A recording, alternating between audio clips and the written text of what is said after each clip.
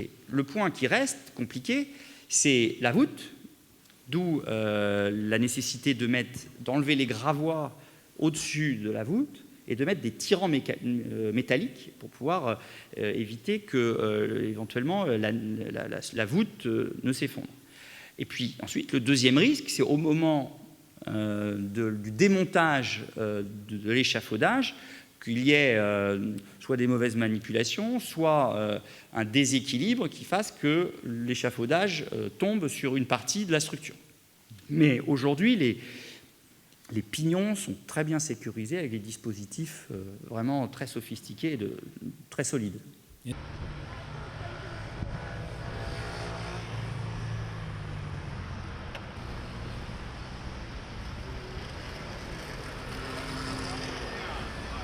Ensuite, on veut le faire dans un rythme soutenu parce qu'on veut rendre aux fidèles, rendre aux Parisiennes et aux Parisiens, rendre aux Français, rendre aux touristes, rendre à toutes celles et ceux qui avaient l'habitude ou qui souhaiteront se rendre à Notre-Dame de Paris, de le faire dans un délai raisonnable. C'est ça notre ambition. Et c'est ça l'ambition du président de la République. Il ne s'agit pas d'être à J+1 ou J-1 par rapport aux 5 ans.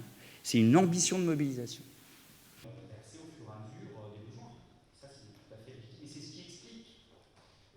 Sur les 877 relevés, plombémie, comme on dit, c'est-à-dire sur les personnes dans différents quartiers de Paris sur lesquels on a fait un relevé de plomb, seulement une dizaine avaient un seuil supérieur au maximum normatif, enfin, maximum toléré, mais on n'avait pas la preuve que c'était lié à la pollution de Notre-Dame de Paris.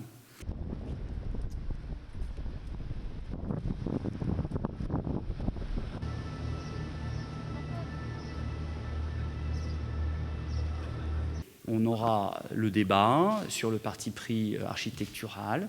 Et je le dis, je ne peux pas être plus clair, c'est in fine l'État qui est le propriétaire qui prendra la décision.